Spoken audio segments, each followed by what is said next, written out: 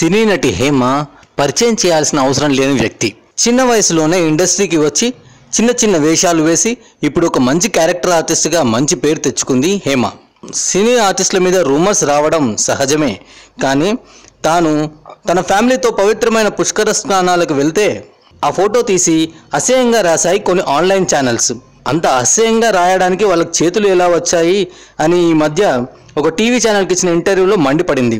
ఆ ఎల్కెగాన్ని నేను వదలను, వాళ్ళపైన కేసులు పెట్టి రోడ్డుకు లాగుతా, వీళ్ళు ఒక బ్రోకర్ గాల కన్నా అధ్వానం అని ఆవేశంగా అంది.